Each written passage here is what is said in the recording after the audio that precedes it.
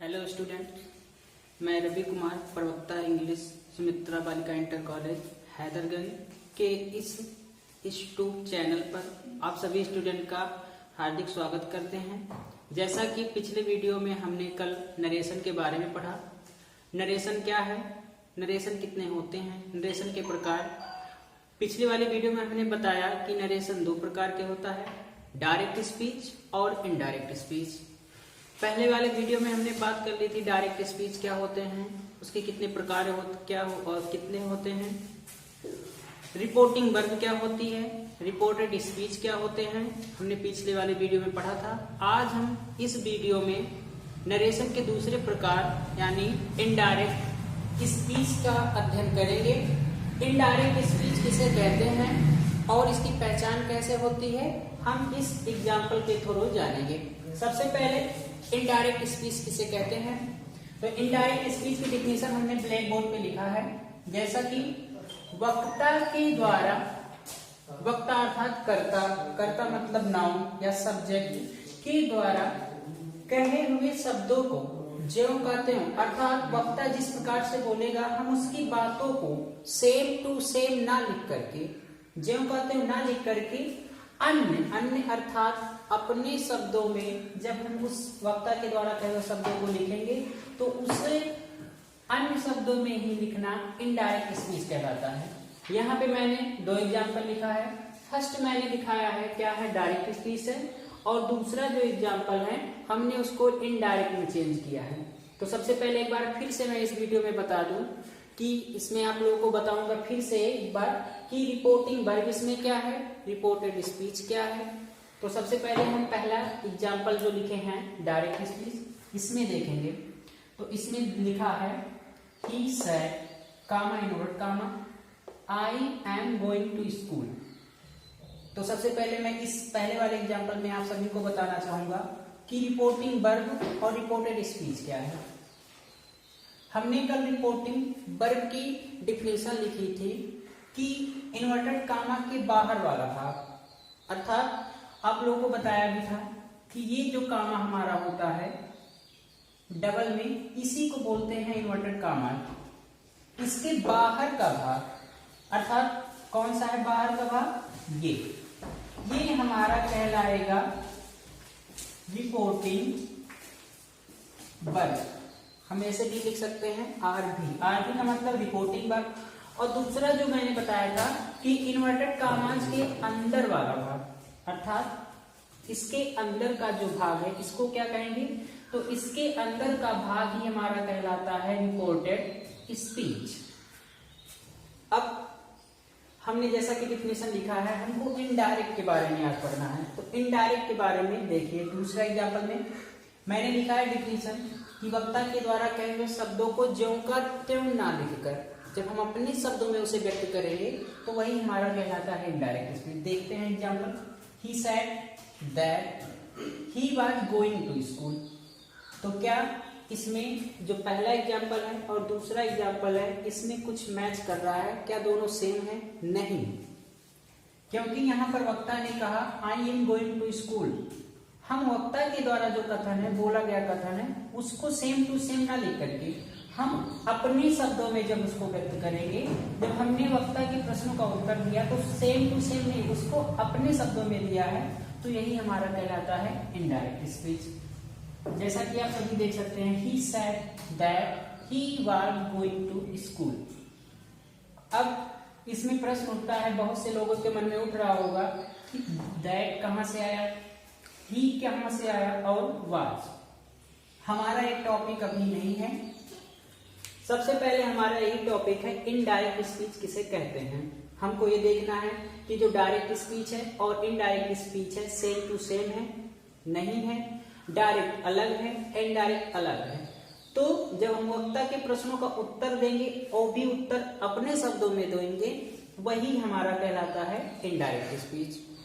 अब हमारा नियम है डायरेक्ट से इनडायरेक्ट में बदलने के कुछ बिंदु हैं। किस प्रकार से डायरेक्ट को हम इनडायरेक्ट में बदलते हैं वो हमारे कुछ बिंदु हैं। तो डायरेक्ट से इनडायरेक्ट में बदलने के नियम मैंने कुछ इंपॉर्टेंट रूल लिखे हैं। जैसे पहला है हमारा कि जब भी आप डायरेक्ट और डायरेक्ट को इनडायरेक्ट में बदलें तो सबसे पहले मेन इंपॉर्टेंट जो फर्स्ट रूल हमारा होता है वो बहुत ही इंपॉर्टेंट है। सबसे पहले है इनडायरेक्ट जब आप बनाएंगे तो इन्वर्टेड कामा। इन्वर्टेड कामा अर्थात ये जो कामा मैंने बताया था इस कामा को हम हटा देते हैं। इनडायरेक्ट में इसकी कोई वैल्यू नहीं रहती है। दूसरा जो हमारा पॉइंट है रिपोर्टिंग वर्ब के बाद अर्थात जो इन्वर्टेड कामा होता है यानी इसके बाद इन रिपोर्टिंग वर्ब के बाद कामा ये जो है इसको हम नहीं लगाते हैं, अर्थात इनडायरेक्ट स्पीच में कामा का प्रयोग नहीं होता है। तीसरा पॉइंट हमारा है कि रिपोर्टिंग वर्ब का टेंस यानी हमारी क्रिया जिस टेंस में हमारी वर्ब जिस टेंस में है उसको कभी नहीं बदला जाता, अर्थात रिपोर्टिंग वर्ब का टेंस कभी नहीं बदलता है। यदि reporting verb present, past, future यदि इन तीनों में से किसी में भी है तो उसका टेंस कभी नहीं बदलेगा। चौथा पॉइंट हमारा है रिपोर्टिंग वर्ब के बाद आवश्यकता अनुसार उचित कंजक्शन जैसे दैट, इफ या वेदर का प्रयोग करते हैं। ये हमारा है कामा और इन्वर्टेड कामा को हटाने का नियम। पांचवा पॉइंट हमारा है रिपोर्टिंग वर्ब अर्थात वर्ब को जो सैड रिपोर्टिंग वर्ब यानी सैड को हम भाव के अनुसार टोल्ड, आस्क्ड, रिक्वेस्टेड, एडवाइज तथा ऑर्डर में बदल देते हैं। कुछ और ऐसे इंपॉर्टेंट मतलब रूल हैं जो कि वो उतना वैल्यू नहीं रखते हैं तो उसको नहीं बताए हैं। जब हम डायरेक्ट से इनडायरेक्ट बनाएंगे तो उसमें बताएंगे वो जो नहीं लिखे हैं। इनडायरेक्ट नरेशन में अर्थ की दृष्टि से सेंटेंस को 5 भागों में बांटा गया है और हमारा पहला सेंटेंस जो है असर्टिव सेंटेंस। इनडायरेक्ट बनाते समय जब भी हम इनडायरेक्ट बनाएंगे तो सबसे पहले हम आज असर्टिव सेंटेंस के बारे में पढ़ रहे हैं। असर्टिव सेंटेंस को किस प्रकार इनडायरेक्ट में बदला जाता है उसका फर्स्ट रूल हमने लिखा है। सबसे पहला जो है टेंस में परिवर्तन संबंधी नियम। टेंस में किस प्रकार चेंजेस होते हैं, किस प्रकार वो चेंज होता है, उसका जो फर्स्ट नियम हमारा है वो ऐसा है। यदि रिपोर्टिंग वर्ब प्रेजेंट टेंस के किसी भी भाग में, हमने यहाँ पे इसका प्रकार नहीं लिखा है, लेकिन यदि प्रेजेंट टेंस के किसी भी भाग में होगा अथवा फ्यूचर टेंस का कोई भी भाग होगा तो रिपोर्टेड स्पीच के टेंस में कोई परिवर्तन नहीं होता है। जैसा कि डायरेक्ट में हमने लिखा है he said comma inverted comma Sam plays the flute. तो सबसे पहले इसमें हमने पहले वाले वीडियो में आप लोगों को बताया था कि रिपोर्टिंग वर्ब और रिपोर्टेड स्पीच की पहचान किस प्रकार की जाती है। अकॉर्डिंग टू डिफिनीशन हम कह सकते हैं कि इन्वर्टेड कामा के बाहर वाला भाग कौन सा है, ही सेड। तो ये हमारा क्या होगा, ये हमारा होगा रिपोर्टिंग वर्ब। और इन्वर्टेड कामा के अंदर वाला भाग अर्थात यहां से लेके यहां तक का भाग हमारा क्या होगा, रिपोर्टेड स्पीच। अब नियम के अनुसार कैसे जानेंगे कि रिपोर्टिंग वर्ब हमारा प्रेजेंट टेंस में है कि फ्यूचर टेंस में है। सबसे पहले हम देखेंगे तो प्रेजेंट इंडेफिनिट टेंस का नियम होता है कि यदि सब्जेक्ट हमारा सिंगुलर नंबर होता है तो वर्ब की फर्स्ट फॉर्म में हम एस या ईएस जोड़ते हैं, जैसा कि क्रिया में आप लोग यहाँ पर देख सकते हैं। एक और नियम में बताना चाहूंगा कि यदि क्रिया में एस या ईएस लगा होता है तो वो वचन यानी नंबर को नहीं बताता, वो हमारी पहचान बताता है टेंस की। अगर यही एस हमारा और किसी नाउन या प्रोनाउन में लगा होता तो वो प्लूरल नंबर में गिनती की जाती। यही आप लोगों का एक मेन पॉइंट याद रखिएगा कि यदि वर्ब में एस या ईएस लगा होगा तो वो जो यस होगा वो सदैव टेंस का बोध कराता है। तो जैसा कि हमारा प्रेजेंट इंडेफिनिट टेंस का नियम है कि हमारा सिंगल नंबर की कैटेगरी में आता है तो इसी के अकॉर्डिंग हमने क्रिया में एस जुड़ा है। तो नियम के अनुसार हम कह सकते हैं कि रिपोर्टिंग वर्ब हमारा किस टेंस में है, रिपोर्टिंग वर्ब हमारा है प्रेजेंट टेंस के प्रेजेंट इंडेफिनिट टेंस में है, तब हम जब इसको इनडायरेक्ट में बदलेंगे ही सेड दैट आप लोगों को नियम हमेशा याद रखिएगा कि असर्टिव और ऑप्टेटिव सेंटेंस में दैट नामक कंजक्शन का प्रयोग किया जाता है। किस सेंटेंस में? असर्टिव और ऑप्टेटिव सेंटेंस में दैट का प्रयोग होगा। तो दैट का प्रयोग हम किस प्रकार लाए हैं, कैसे लाए हैं, इसका भी नियम है कि जब हम डायरेक्ट स्पीच को इनडायरेक्ट में बदलेंगे तो कामा और इन्वर्टेड कामा को हटाने के लिए हम असर्टिव सेंटेंस में दैट नामक कंजक्शन का प्रयोग किया जाता है। He said that Sam played the flute. Tense में कोई परिवर्तन नहीं हुआ। क्यों नहीं हुआ? क्योंकि हमारी रिपोर्टिंग वर्ब जो है वो प्रेजेंट टेंस में है। दूसरा एग्जांपल देखिए, दूसरा एग्जांपल इस प्रकार से है, the teacher is saying comma inverted comma the children are making a noise. तो नियम फर्स्ट के अनुसार आप लोग अब पहचान कर सकते हैं कि इज और वर्ब में आईएनजी। इज के भी दो नियम होते हैं। वर्ब आप लोगों ने अगर पढ़ा होगा तो verb there are 4 kinds verb. Verb के भी 4 प्रकार के होते हैं।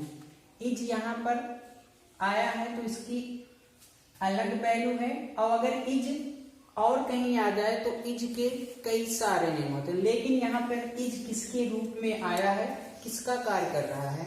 तो इज हमारा यहाँ पर हेल्पिंग वर्ब का कार्य करता है, और कहीं कहीं इज हमारी मेन वर्ब होती है और साथ ही साथ लिंकिंग वर्ब का भी कार्य करता है। लेकिन वो हमारा अलग टॉपिक है। हमारा जो टॉपिक है रिपोर्टिंग वर्ब और रिपोर्टेड स्पीच। रिपोर्टिंग वर्ब हमारा किस टेंस में है? जैसा कि आप सभी जानते हैं कि प्रेजेंट कंटिन्यूअस में जब सब्जेक्ट हमारा सिंगुलर होता है तो सिंगुलर नंबर के साथ।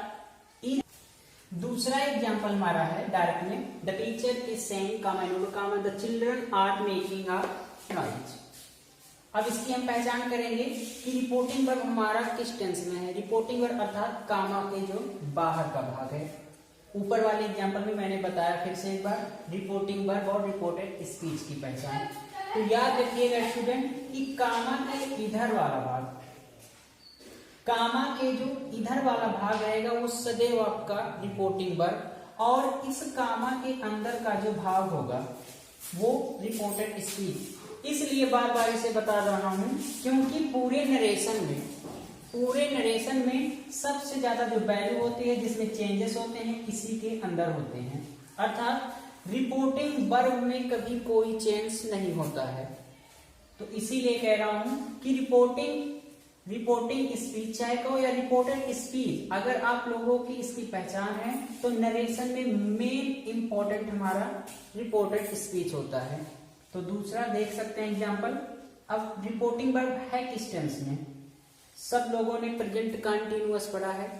प्रेजेंट कंटिन्यूअस की पहचान होती है कि सब्जेक्ट प्लस सिंगुलर सब्जेक्ट रहेगा तो उसके साथ इज, प्लूरल रहेगा तो आर, और सब्जेक्ट जब आई होता है तो आई के साथ एन। और यहां पर हम देख सकते हैं टीचर सिंगल नंबर, उसके अकॉर्डिंग इज, और मेन वर्ब की फर्स्ट फॉर्म में आईएनजी। तो हमारा रिपोर्टिंग वर्ब किस टेंस में है? प्रेजेंट टेंस में है। तो नियम क्या बता रहा है? रिपोर्टेड स्पीच अर्थात ये जो कामा के अंदर का टेंस है यानी आर में कोई परिवर्तन नहीं होगा। तो जब इसको इनडायरेक्ट बनाएंगे तो same to same assertive sentence में भी मैंने बताया आप लोगों को कि कामा और इन्वर्टेड कामा को हटाने के लिए दैट नामक कंजक्शन का प्रयोग किया जाता है। तो हम ऐसे कह सकते हैं इसको जब इनडायरेक्ट में चेंज करेंगे, द टीचर इज सेइंग, अब क्या बच रहा है? कामा और इन्वर्टेड कामा। जब हम इसको हटाएंगे तो दैट नामक कंजक्शन का प्रयोग करेंगे, दैट द चिल्ड्रन आर में कोई चेंज हुआ है? नहीं। क्यों? क्योंकि हमारा जो रिपोर्टिंग वर्ब है वो है प्रेजेंट टेंस में। तो इसलिए जब रिपोर्टिंग वर्ब हमारा इन दोनों टेंस में होगा, प्रेजेंट या फ्यूचर, प्रेजेंट के चाहे जिस टेंस में और या फ्यूचर के चाहे जिस टेंस में होगा रिपोर्टिंग वर्ब, उसमें कोई परिवर्तन नहीं होगा। एक और इसमें नियम मैं बता रहा हूं, बहुत से लोगों को पता होगा कि दैट केवल कामा और इन्वर्टेड कामा के लिए ही यूज होता है। दैट का भी एक अपना अलग नियम है। दैट का नियम होता है, दैट का यूज किया कब जाता है। आप सब यहां देख सकते हैं कि टीचर क्या है, इसमें रिपोर्टिंग वर्ब का सब्जेक्ट है, ये हुआ। उसके बाद चिल्ड्रन देखिए, ये भी सब्जेक्ट है। पहले वाले एग्जांपल में आप लोग देख सकते हैं ही सब्जेक्ट है, एज ए प्रोनाउन यूज हुआ है। श्याम, ये भी कर्ता का ही कार्य कर रहा है, किसके रूप में यूज हुआ है, एज ए नाउन, किसमें, इनडायरेक्ट स्पीच में। दैट, हमेशा आप लोग याद रखिएगा कि दैट दो या दो से अधिक, दैट का प्रयोग तब किया जाता है जब दो कर्ता हो, अर्थात दो सब्जेक्ट हो, उन दोनों को जोड़ने के लिए दैट का प्रयोग किया जाता है। जैसा कि आप देख सकते हैं कि टीचर भी एक कर्ता के रूप में यूज हुआ है और चिल्ड्रन भी एक कर्ता के रूप में यूज हुआ है। तब जब दो सब्जेक्ट होते हैं, दो नाउन होते हैं, तभी हम वहां पर कंजक्शन के रूप में दैट का प्रयोग करते हैं। नहीं तो कंजक्शन के रूप में बहुत सारे ऐसे कंजक्शन हैं जिसमें एंड हमारा सबसे पहले है, एज वेल एज है, नॉट ओनली बट आल्सो, लेकिन ये अलग श्रेणी में आते हैं। दैट हमारा तभी यूज होता है जब दो लोगों को जोड़ने, और दैट के मिलने से, दैट के आ जाने से, आप लोग याद रखिएगा, दैट के आ जाने से जो हमारा इनडायरेक्ट स्पीच का जो सेंटेंस बनता है वो असर्टिव सेंटेंस की कैटेगरी में नहीं रहता है, तब ये अलग सेंटेंस में चला जाता है। उसको हम अभी आज नहीं पढ़ेंगे। हमारा जो टॉपिक था, पहला नियम, आप लोगों को अगर कोई भी दिक्कत होगी तो अभी एग्जाम्पल के बाद, नहीं तो यदि किसी भी स्टूडेंट को कोई भी प्रॉब्लम होगी तो कमेंट बॉक्स में जरूर कमेंट करिएगा। एक और एग्जाम्पल देखते हैं इसी नियम के अकॉर्डिंग।